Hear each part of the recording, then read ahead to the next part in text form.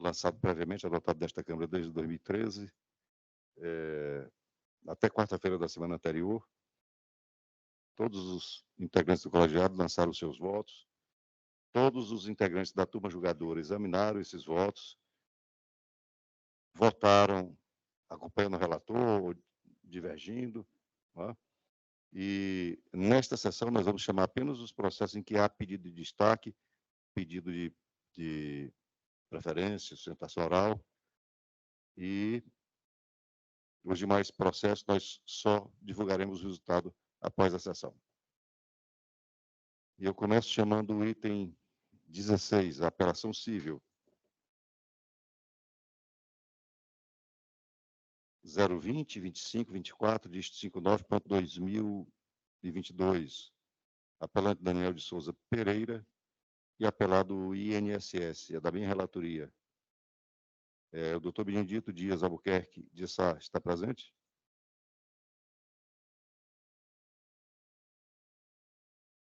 Não?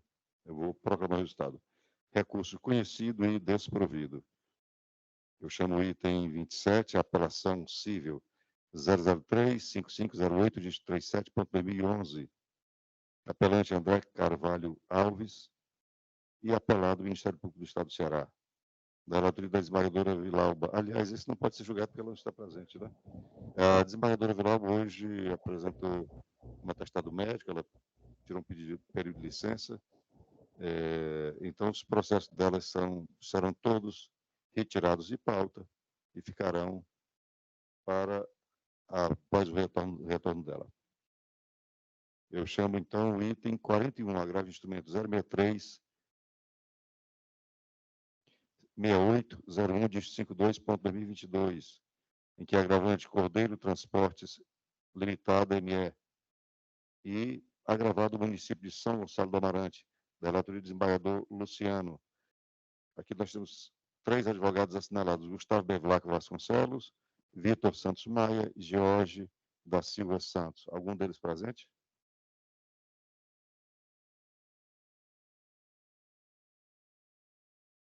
O senhor é? George, Excelência. Doutor George, o senhor dispensa a leitura do relatório? Então, o senhor tem 15 minutos.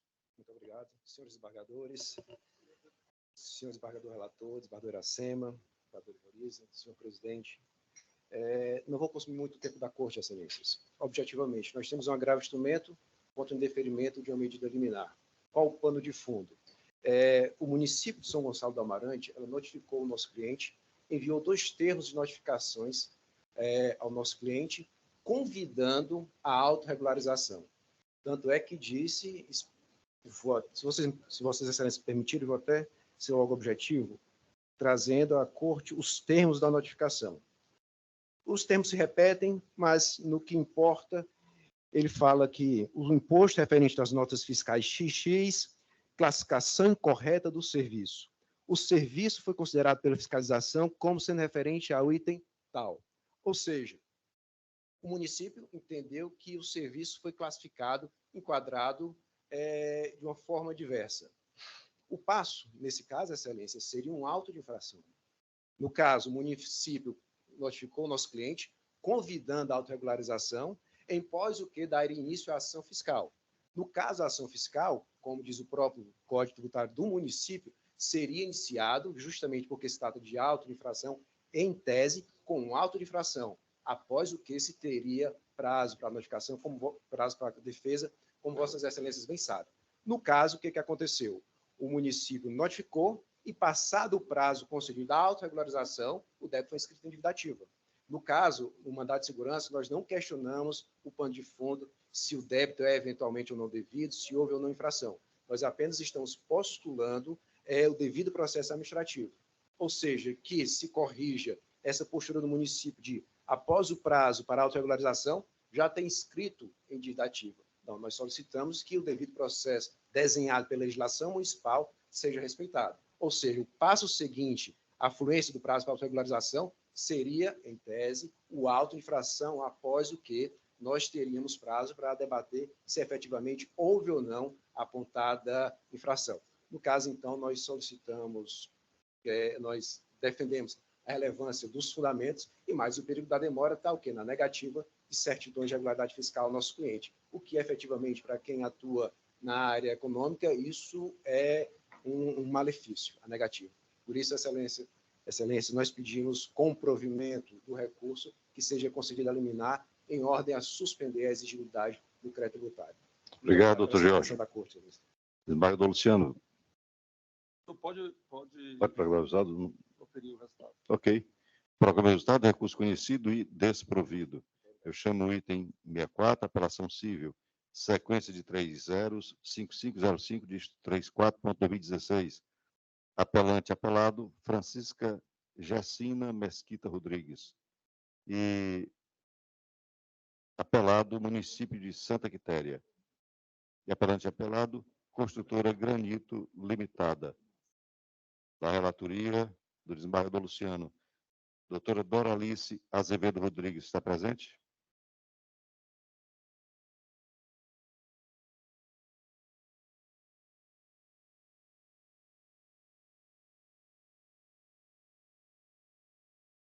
A senhora é advogada da construtora Granito.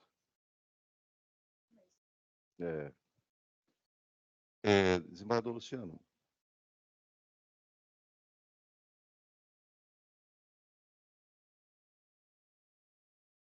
Esse parcial provimento. É porque eu estou vendo aqui o resultado e tem um parcial provimento ao recurso. Eu quero só ver a extensão. Que ela sustentasse. Então, tudo. A senhora dispensa a leitura do relatório? Dispensa, Excelência. A senhora tem 15 minutos. Obrigada. Boa tarde a todos. Gostaria de saudar os excelentíssimos desembargadores, na pessoa do desembargador relator, senhor Francisco Luciano. Então, eu represento a construtora Granito e, em resumo, ali em meados de 2015, aconteceu um acidente na curva do Sabonete, que é próximo a Sobral. E foi um acidente entre o caminhão da construtora Granito, uma Mercedes, e uma ambulância do município de Santa Quitéria, que era um Fiat Doblò. Então, na época, várias ações foram movidas, cerca de 4 processos, todos tratando dos mesmos fatos, porque nesse acidente faleceram cerca de 4 pessoas dentro da ambulância. Em resumo, desde o princípio, na contestação, a construtora Granito alegou tanto o valor muito elevado de indenização pedido, que foi de 200 salários mínimos para os filhos de apenas um dos falecidos e 400 salários mínimos para os filhos de 2 dos falecidos, porque no caso são parentes, tanto pai como mãe faleceram. Alguns eram filhos apenas de uma das partes. Então, além da desproporcionalidade do valor indenizatório, também foi sustentado que houve erros metodológicos no laudo da PEFOSSE. E para provar esses erros metodológicos, foi juntado um laudo pericial do Dr. Ranvier Feitosa, que ele é consultor, professor, ex-perito criminalístico de classe especial do antigo Instituto de Criminalística do Ceará, que é a atual PEFOSSE. Então, ele é uma pessoa de reputação muito ilibada. E nesse contralaudo, está comprovado que, com base nos croquis da PRF, que foram feitos logo no momento do acidente, as marcas de frenagem do caminhão foram feitas ainda em sua mão. Isso indica que o caminhão, o motorista do caminhão, viu um antecedente causal, que no caso seria a ambulância se aproximando de sua faixa durante a chuva, que além de tudo no acidente também estava acontecendo uma chuva, e precisou frear.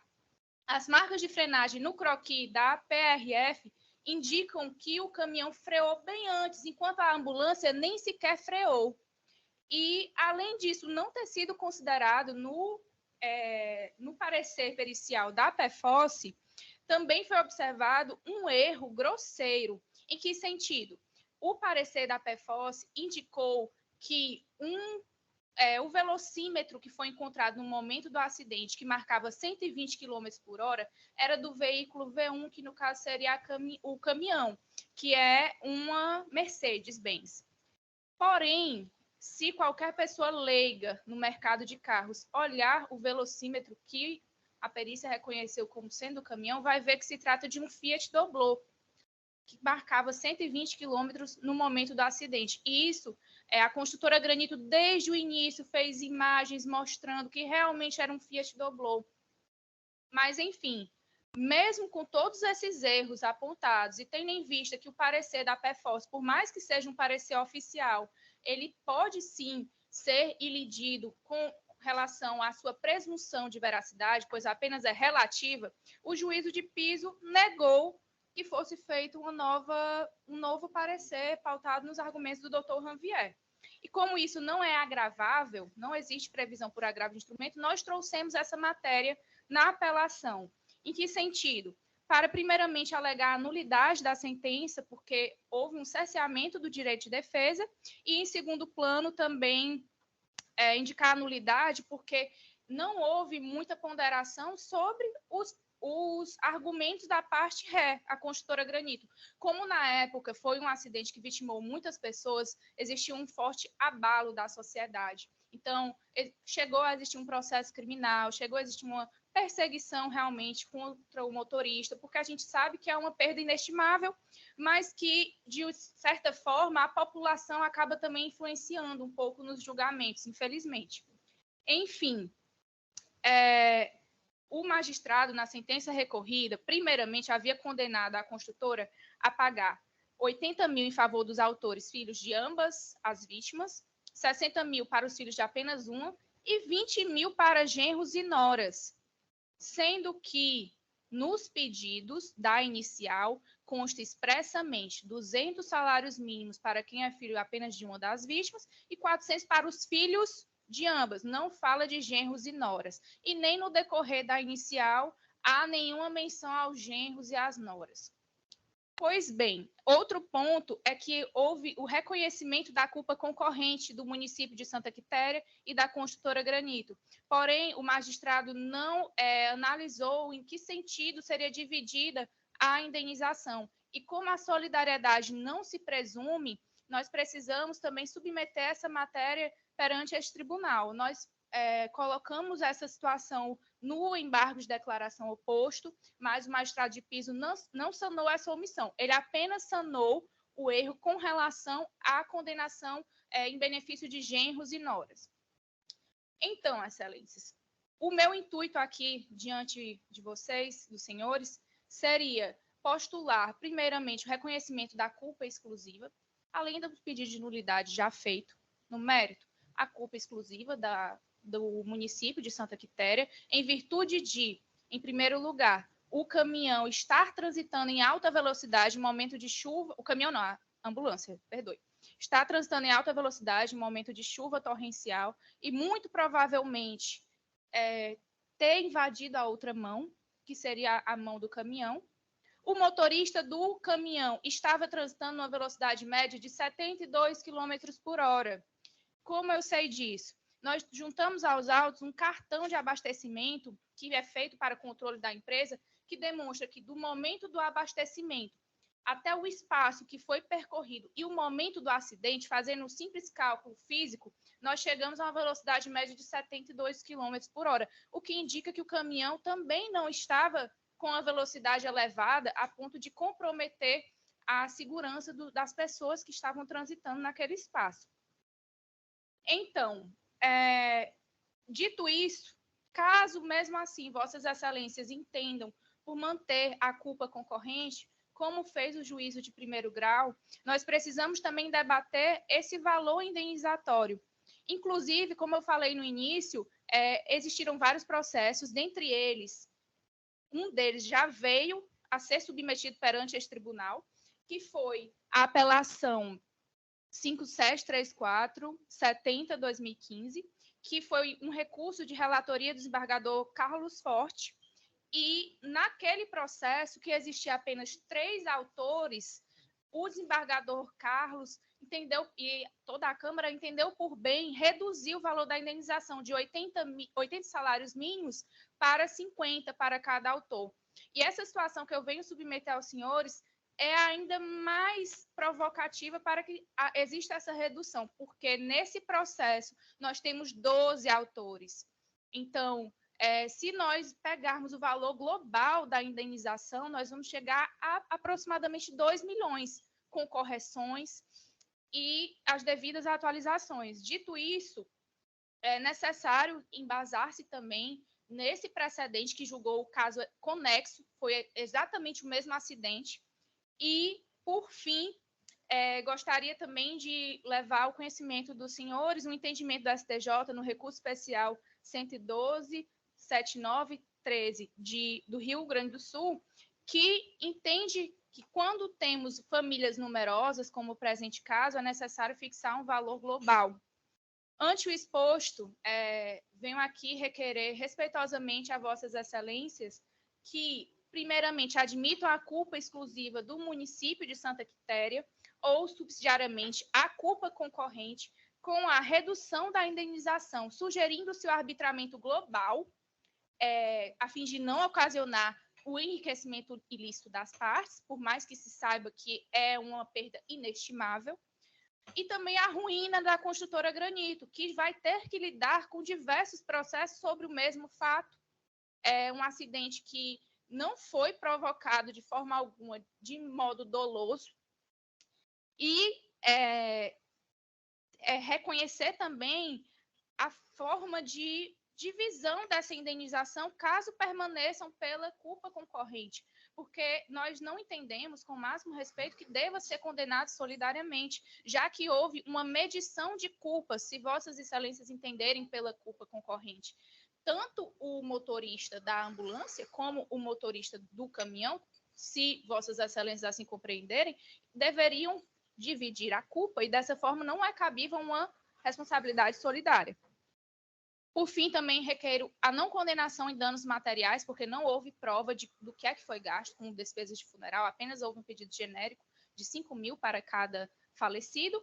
E requeiro também, com relação à apelação da parte contrária, que se mantenha inalterada a sentença quanto à não condenação ao pagamento de indenização a genros e noras, pois, embora estivessem qualificados na primeira página da petição inicial, se você ler todas as 10 páginas da petição inicial, não há qualquer menção a essas pessoas, nem sequer no fundamento jurídico, e nem nos pedidos. Os pedidos são claros, falam o nome filhos. Então, por isso, entendemos pelo não cabimento. Eu agradeço pela atenção de todos e muito obrigada, excelências. Obrigado, doutora Dora Lúcia. Embaixador Luciano, Vossa Excelência quer se manifestar? Primeiro, eu gostaria de parabenizar, doutora, pela sua citação, pela sua segurança. Obrigada. E eu vou ler aqui apenas a ementa. Ementa civil, processo civil, remessa necessária avocada, apelações cíveis, ação de indenização por danos materiais e morais, acidente de trabalho envolvendo a ambulância do município e o caminhão da empresa privada. Responsabilidade, culpa exclusiva do preposto da empresa, comprovar a dever de indenizar, configurado, redução do quanto indenizatório e a possibilidade. Houve um deferimento dos recursos, mas na remessa necessária, e um dos recursos, a proposta foi reduzir os valores que eram de 80 e 60 para 60 e 20. Desculpe, 30 e 20. Agradeço, excelência. Então, proclamo o Estado, avocada a remessa necessária para dar parcial provimento, conhecidas as apelações para dar parcial provimento ao apelo da construtora Granito Limitada e negar provimento ao apelo das partes autoras. Chamo o item 86, apelação civil, sequência 40182, dígito 93.2018. Apelante Orleano Dias dos Santos e outros. E apelado município de Miraíma, da relatoria da desembargadora Joriza. Está presente o doutor Francisco Frank Sinatra Dias Braga. Estou aqui presente, excelência.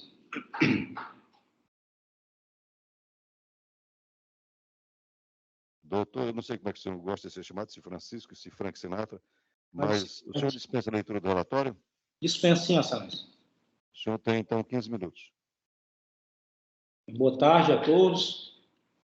Cumprimento aqui vossas excelências, em nome do desembargador Washington Luiz, a doutora Socorro, representando aqui da Defensoria Pública, ao membro do Ministério Público, boa tarde.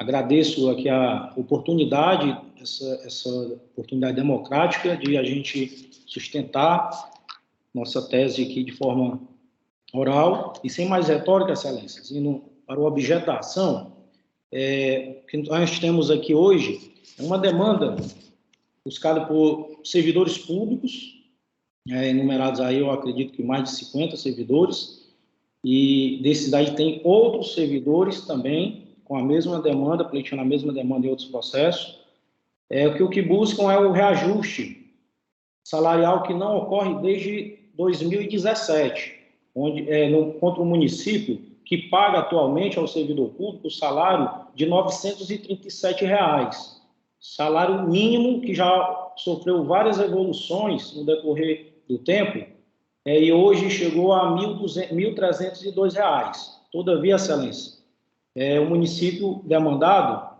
ora recorrido, vem pagando ao servidor o salário mínimo de apenas R$ 937. Mas a questão que eu trago aqui para Vossa Excelência analisar é uma questão muito técnica. É uma matéria que já foi analisada em repercussão geral pelo STF. O STF ele entendeu que para haver a interferência do Poder Judiciário, tem que haver a dotação orçamentária e a previsão na lei de diretriz orçamentária. Todavia, por entendimento do próprio STF, essa mora legislativa ela tem que ser justificada, o que não é sequer justificável o recorrido pagar salário mínimo defasado do ano de 2017.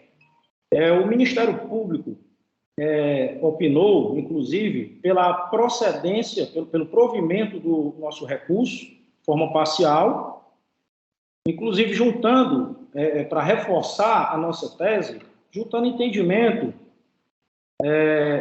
que respalda o entendimento dessa corte, do TJCE, e que está em atenção ao que entendeu o STF, que trata justamente de dizer que o cerne da questão ela cinge em verificar se há omissão legislativa, no caso aqui do município recorrido, a qual se refere ao artigo 37, inciso 10 da Constituição Federal.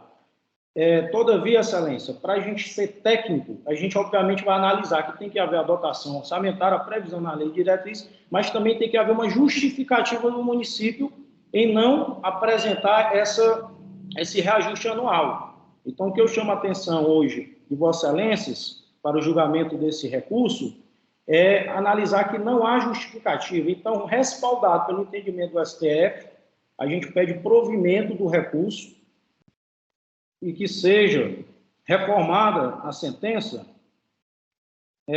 com base também no parecer do Ministério Público, que opinou pelo provimento, e que, conforme o requerido no item B, na inicial, determinado para 30 dias para que o município recorrido se pronuncie de forma fundamentada acerca da possibilidade de revisão geral anual e das remunerações dos respectivos servidores públicos. Então, agradeço aqui o espaço, desejo boa tarde a todos, e o pleito é pelo provimento do nosso recurso.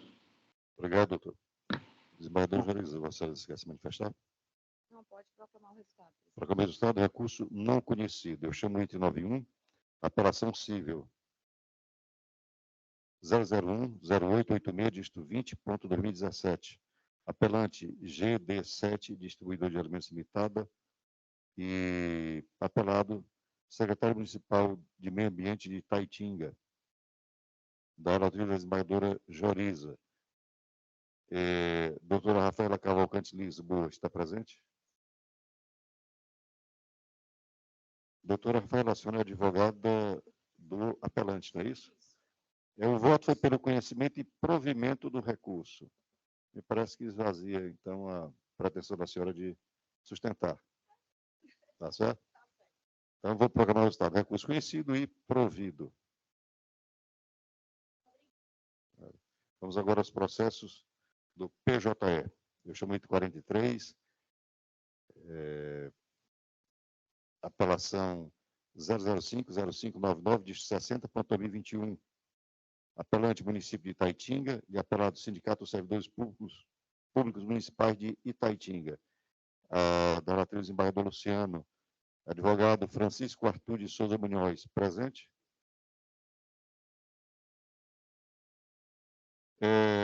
O senhor representa, então, o sindicato, não é isso? O recurso foi desprovido. Então, proclamo o resultado, recurso conhecido e desprovido. Eu chamo o item 46, a apelação 024-7825, dígito 42.2022. Apelante, Smurfit, Capa do Brasil, Indústria de Embalagens Fortaleza Limitada.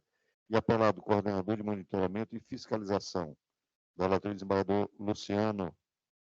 Advogado Dr. Remi Lima, está presente? Sim, excelência, presente.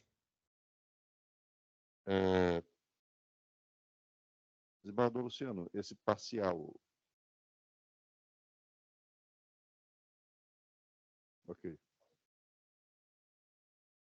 Do PJE.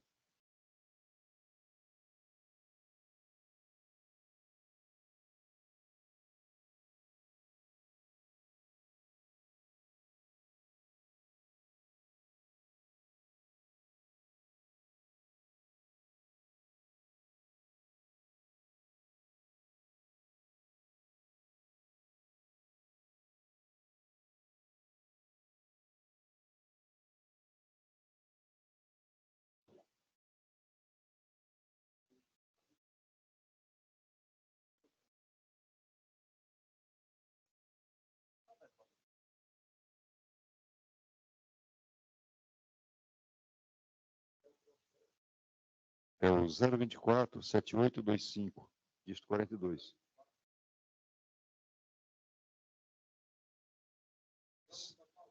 É o 46, do PJE.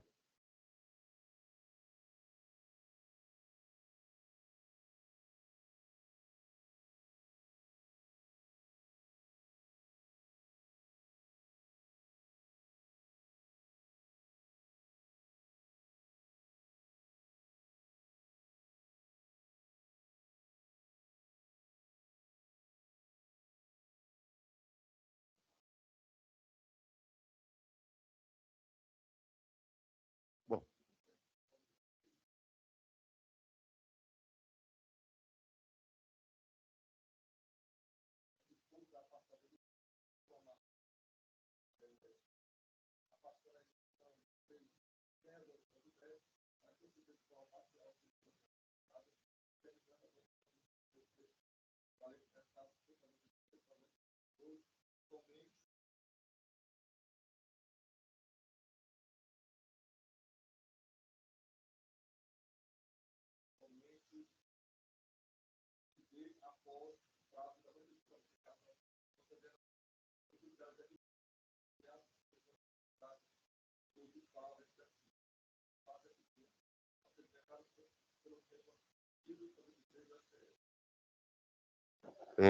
Doutor Remy, satisfaz os interesses do seu cliente o parcial provimento ou o senhor ainda pretende fazer a sustentação oral?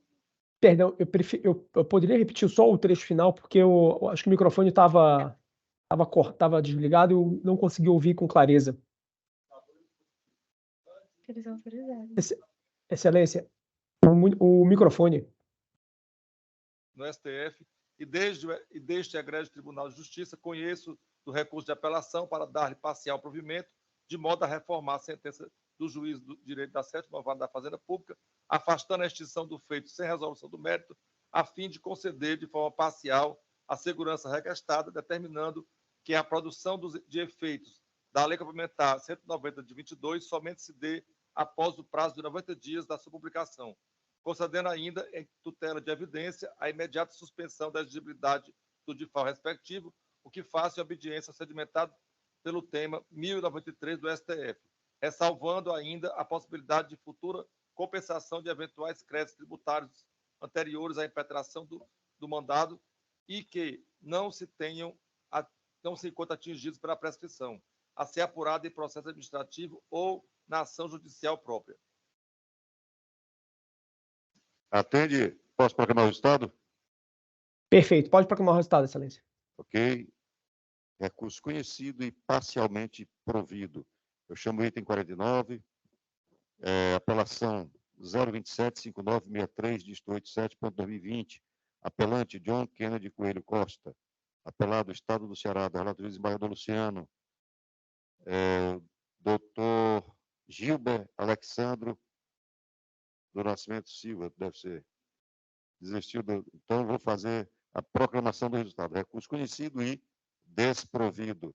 Eu chamo o item 50, remessa necessária 005, 0590, dígito 35.2020. Autor, Manuel José de Souza Filho. Réu, Procuradoria-Geral do Estado, da relatoria do desembargador Luciano. O advogado Francisco José Alves Teles está presente? Bom, o advogado não está presente, vou proclamar o resultado. Recurso conhecido e parcialmente provido. Vamos, então, para...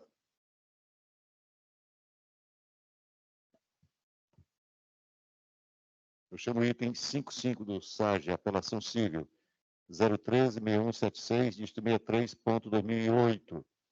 Apelante, Associação dos Analistas Judiciários do Estado do Ceará e apelado Estado do Ceará. Da relatoria do desembargador Luciano, advogado Wallace da Silva Nascimento. Presente? Doutor Wallace, o pedido foi feito a destempo, depois das 18 horas, mas nós vamos permitir a sustentação oral.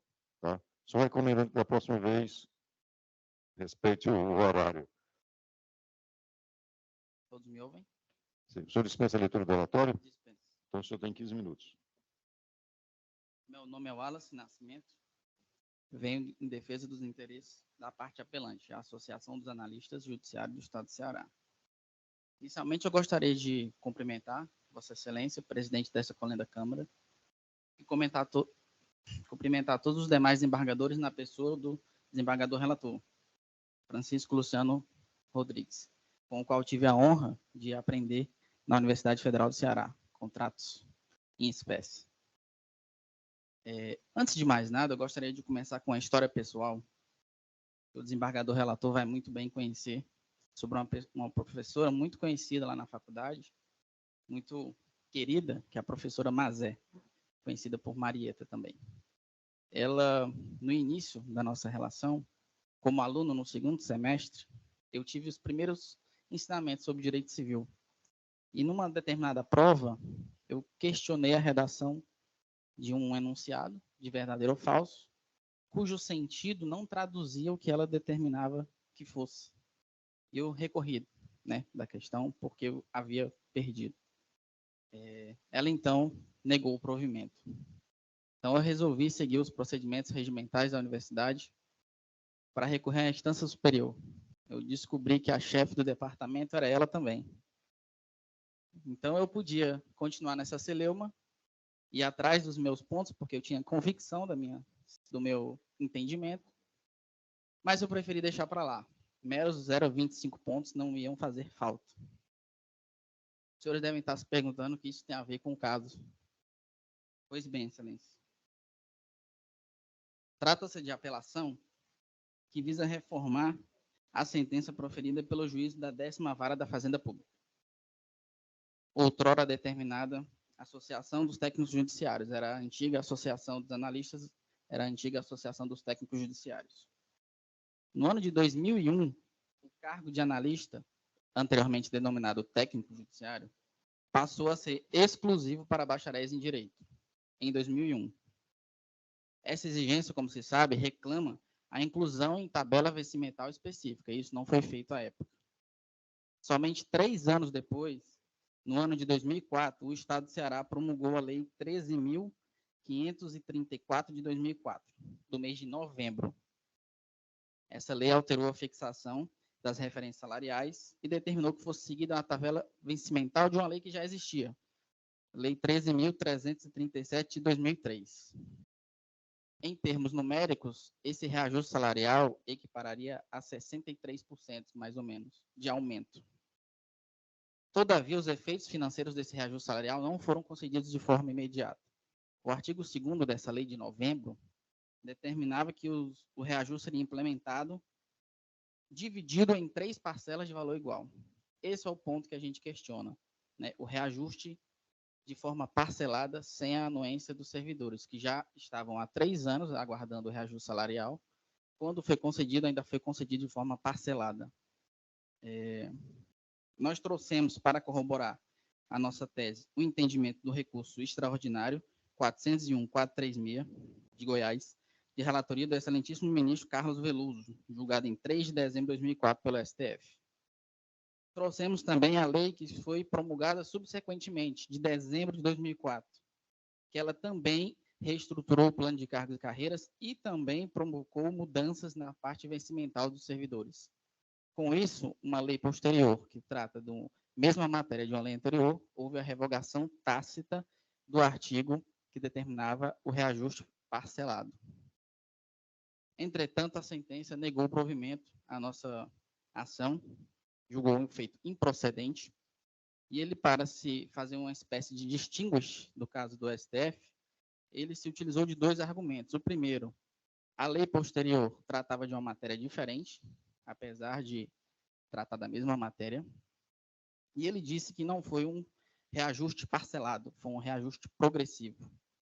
Nós trouxemos em sede de apelação que, na verdade, o próprio Estado do Ceará confirma que o reajuste foi parcelado, às folhas 48 da contestação. Eles comentam que não é vedado um reajuste parcelado.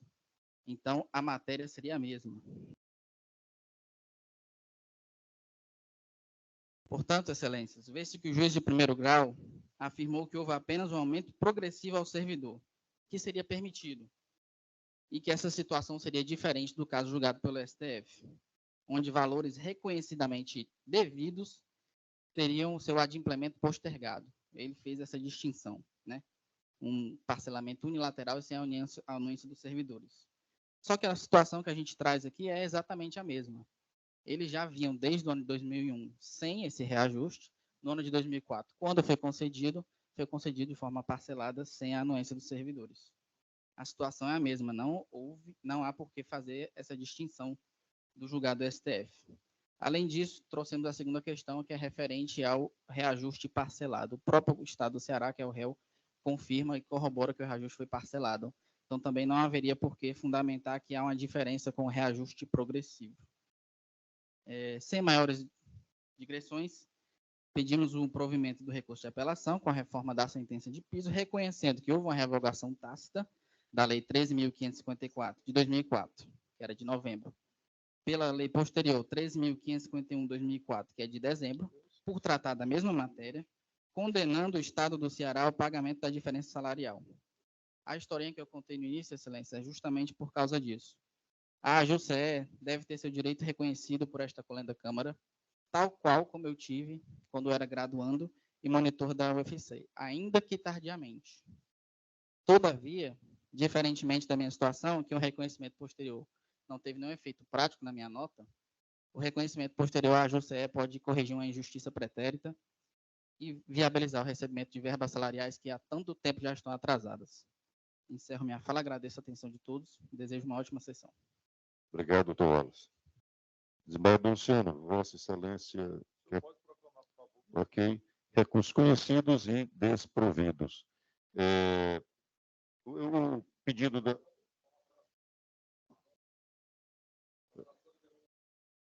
A majoração do valor honorário não está aqui constando. Recursos conhecidos e desprovidos, majorados honorários. Esse recurso, esse pedido de sustentação oral foi apresentado na semana passada às 18h11. Era até às 18 horas o expediente. Então, nós permitimos. Tem um advogado que apresentou hoje um pedido de sustentação oral. E nós temos a resolução dizendo que tem que ser apresentado até a sexta-feira, porque a secretaria tem que se preparar para esse momento. Né? Então, infelizmente, eu não posso deferir. Mas vou considerar que é um pedido de preferência, né?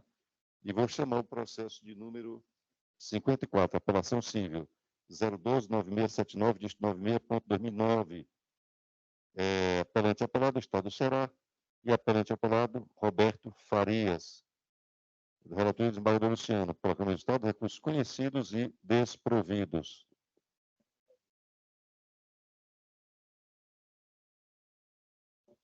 E também pedir de preferência o agravo instrumento, o item 34, agravo instrumento 063 89 29, dígito 45.2022, agravante José Erinaldo Dantas Filho, e agravado município de Beberibe, da minha relatoria, recurso conhecido e desprovido.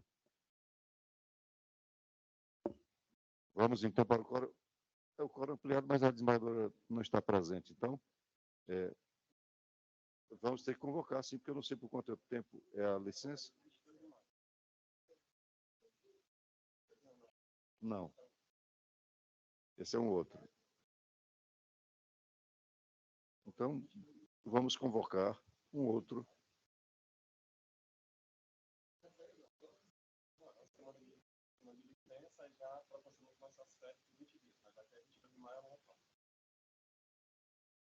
Bom, então vai ficar para a próxima sessão. Vamos convocar alguém da...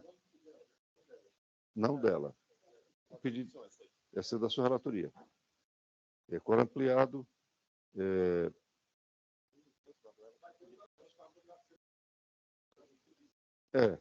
Tem o 2 e o 3 que ela pediu vista.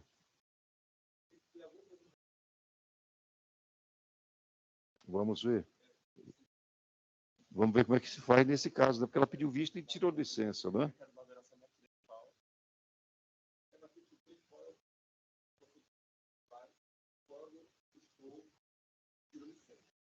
Hein?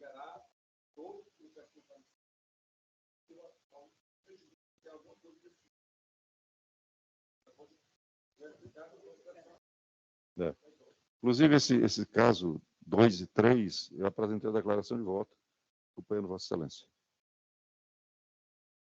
Bom, Excelência, relatora, sim. Mas tem lá as razões do meu voto. A apresentação de voto visto, esses processos também ficam adiados. E o 4. Ok. Eu chamo o agravo de instrumento de número 0629226, dígito 90.2022, agravante Estado do Ceará, agravada Letícia Ribeiro Pires, da minha relatoria, na sessão de julgamento realizada no dia 17 de abril, proferir voto no sentido de conhecer e dar parcial provimento ao agravo de instrumento. Em seguida, o desembargador Luciano pediu vista e proferiu voto divergindo, adiando o julgamento. A desembargadora Joreza está habilitada, não é isso? Sim, eu examinei o processo. Realmente, o conflito de competência foi julgado, inclusive, eu acho que Vossa Excelência era o relator, e decidindo que a competência seria da 8ª Vara da Fazenda. Então, eu estou acompanhando a divergência, entendendo que, no caso, nós não podemos, né, estar prejudicada na análise desse recurso, porque a decisão foi proferida pelo juiz da 14ª, e no que essa própria Câmara decidiu que a competência é da 8ª, que inclusive faz parte do sistema de juizado especial, então eu estou acompanhando, entendendo prejudicado o recurso. Então, proclama o resultado, recurso prejudicado, decisão por maioria, vencido o relator, lavrará o acórdão o autor do voto divergente, desembargador Luciano. Eu chamo os embargos da declaração civil 0633331, dígito 81.2020, embargante Estado do Ceará, embargado Fernando Antônio Bezerra Freire, relatoria da desembargadora Iracema. Na sessão do dia 17 de abril, a relatora proferiu voto no sentido de conhecer e negar provimento aos embargos da declaração. Em seguida, o desembargador Luciano pediu vista dos autos para analisar na matéria. Pedido deferido. Adiado o julgamento para a sessão do dia 24 de abril. Vossa Excelência trouxe o voto, desembargador Luciano?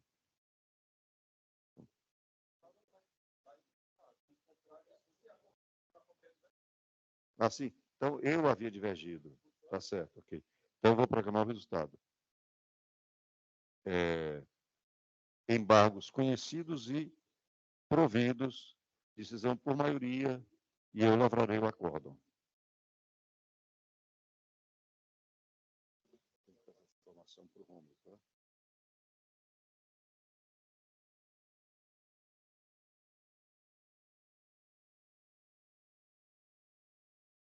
É o item 5.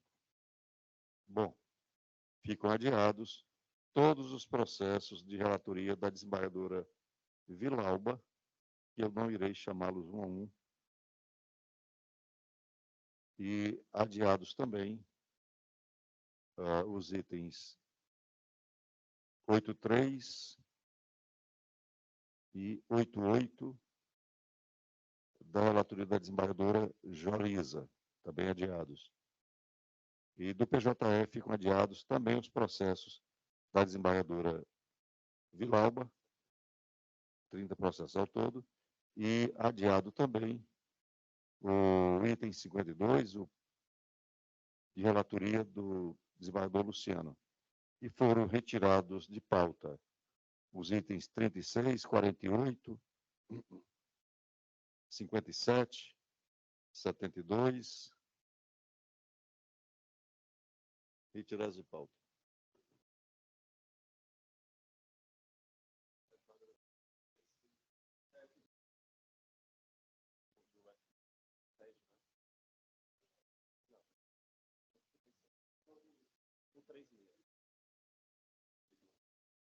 Bom, o item 136, apelação civil 0795543, diz 32.2019. Apelante Giovana Moraes Brasil e apelado Estado do Ceará. Presidente, eu vou, né, se eu substituo aí o pagador Luciano, né, da tua habilitada, examinei aqui e vou acompanhar a relatora. Então, é o caso de programar o resultado, recurso conhecido e desprovido. E o 140. Eu chamo a apelação civil, sequência de 3 zeros, 5214, dígito 54.2005. Apelante Estado do Ceará e apelados, espólio de Francisca da Silva Nascimento e outro. Da relatoria da desembargadora Iracema, com voto do desembargador Luciano.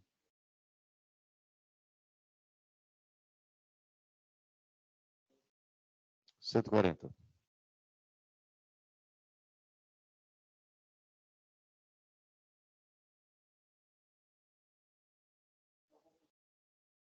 Então, procurando o resultado, recurso conhecido e desprovido. Algo mais? Bom, algo mais a tratar? Desembargadora Joriza. Bom, eu vou então indagar aos integrantes do colegiado se confirmam os votos lançados previamente. Desembargador Iracema confirma, desembargador Luciano confirma, desembargadora Joriza, Confirmo, presidente. eu também confirmo. Então, os processos que não foram chamados na sessão, eles estão julgados e o resultado será publicado logo após a sessão. Tanto os do SAG quanto os do PJE. E nada mais havendo a tratar, declaro encerrada a sessão.